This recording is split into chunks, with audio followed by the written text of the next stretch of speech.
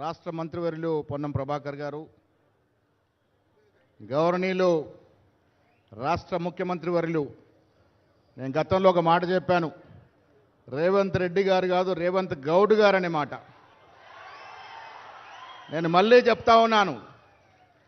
కారణం బహుజనుల అభివృద్ధికి బహుజన చరిత్రకారుల్ని మనందరికన్నా ఎక్కువ గుర్తుపెట్టుకొని వారిని ఆదరించి ముందుకు తీస్తున్నటువంటి తొలి తెలంగాణ ముఖ్యమంత్రి రేవంత్ రెడ్డి గారు. బట్టి విక్రమార్క గారు, వేదిక పైన మంత్రులు, పార్లమెంట్ సభ్యులు, ఎమ్మెల్యేలు, ఎంపీలు, ప్రభుత్వ సలహాదారులు, నా గౌడ మిత్రులందరూ కూడా నమస్కారాలు. ముఖ్యమంత్రి గారు, గతంలో ఒక నానుడు ఉండేది, పుడితే రాజయ్య పుట్టాలి లేకుంటే గౌడయ్య పుట్టాలని. మేము చాలా గర్విస్తూ ఉన్నాం, గౌడ కులంలో పుట్టినందుకు గర్విస్తూ ఉన్నాను. ఏ గ్రామానికి వెళ్ళినా రాజు ఎలా మాట సాగుద్దో అలా గౌడ్లది కూడా మాట సాగుద్ది. ఈ రాష్ట్రంలో గౌడ్లు ప్రధాన భూమిక పోషించేందుకు ముందున్నారు.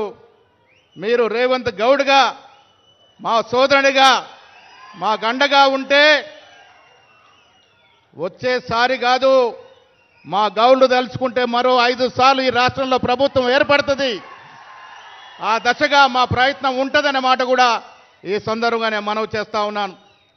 సర్వాయి పాపన్న మహావీరుడు 100 ఏళ్ల క్రితం శాస్త్రం సంకేతం లేని రోజున ఒక బీద కుటుంబంలో పుట్టి గోల్కొండ గడిని జయించినాడంటే ఆయన వీరత్వము, శూరత్వము, ఆయన ధైర్యం ఇవాళ ఈ విగ్రహం చూసిన ప్రతి వాడికి స్ఫూర్తినిస్తుంది. పక్కన రాజీవ్ గాంధీ గారు, అటు పక్కన అంబేద్కర్ గారు, ఆ పక్కన నిన్నగాక మొన్న జ్యోతిరావు పూలే గారిని, ఇవాళ సర్వాయి పాపన్న గారిని, ఇవన్నీ కూడా రాష్ట్ర ముఖ్యమంత్రి రేవంత్ గౌడ్ గారి యొక్క కృషి వల్ల వచ్చిందనే మాట నేను మళ్ళీ చెప్తా ఉన్నాను. పొన్నం ప్రభాకర్ గారు, నేను, పెద్దలు శ్రీనివాస్ గౌడ్ గారు, మాజీ మంత్రులు అందరం కూడా ట్యాంక్ బండ్ అవతల మేము స్థలం చూస్తే ఒకరోజు రేవంత్ రెడ్డి గారు మమ్మల్ని పిలిచి, సెక్రటరియట్కి వచ్చిన ప్రతివాడు, హైదరాబాద్కు వచ్చిన ప్రతివాడు సర్వాయి పాపను దర్శనం చేసుకోవాలంటే ఈ స్థలంలో పెట్టండి అని, ఇప్పుడు పెట్టిన స్థలం రాష్ట్ర ముఖ్యమంత్రి రేవంత్ రెడ్డి గారు చూపించిన స్థలం. హైదరాబాద్కు వచ్చే ప్రతి వారికి సర్వాయి పాపను చూసే అవకాశం వస్తుంది, స్ఫూర్తి పొందే అవకాశం వస్తుంది. ఇలా విగ్రహాలు పెట్టుకుంటామంటే ప్రతి సంవత్సరం దండలేయడానికి కాదు, సర్వాయి పాపను చూసిన ప్రతిసారి మనలో ఉన్నటువంటి ధైర్యము, శైర్యము, వీరత్వము ముందుకు వస్తుందనే మాట ఈ సందర్భంగా మనవి చేస్తా ఉన్నాను.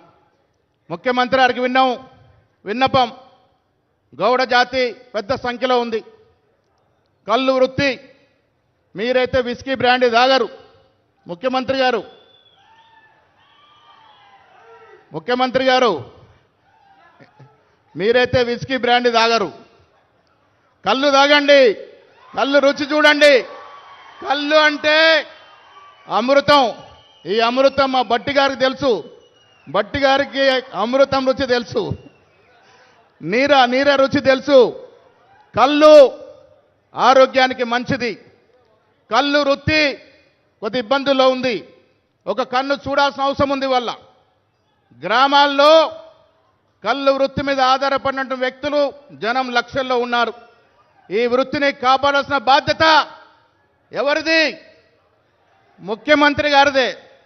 చిన్న చిత్కర సమస్యలు ఉంటాయి, శస్త్రసఖ్యత పెరిగింది, చదువు వైపు మా మిత్రుడు పొన్నం ప్రభాకర్ గారు చెప్పినట్టుగా చదువు వైపు మళ్ళాల్సినప్పటికీ కూడా కుల వృత్తులు నశించిపోకుండా ఉండాల్సిన బాధ్యత ఉంది. కాబట్టి కళ్ళు వృత్తిని రక్షించుకోవాలి, దాన్ని ప్రోత్సహించాలి, సరిపడా నిధులు ఇవ్వండి, కళ్ళు వృత్తిని ప్రోత్సహించాల్సిందిగా నేను ముఖ్యమంత్రి గారిని కోరుతూ, అదేవిధంగా బట్టి విక్రమార్క కోరుతూ, కళ్ళు శాశ్వతం అనే మాట, ఈ ప్రపంచం ఉన్నంత వరకు కళ్ళు శాశ్వతంగా ఉంటుంది, దాన్ని రక్షించుకోవాల్సిందిగా మనందరం కూడా ముఖ్యమంత్రి విజ్ఞప్తి చేస్తూ, మరొక్కసారి సర్వాయి పాప లాంటి మహానుభావుడి యొక్క అంత గొప్ప విగ్రహం హైదరాబాద్లో పెట్టినారంటే కాంగ్రెస్ ప్రభుత్వానికి, రాష్ట్ర ముఖ్యమంత్రికి ధన్యవాదములు.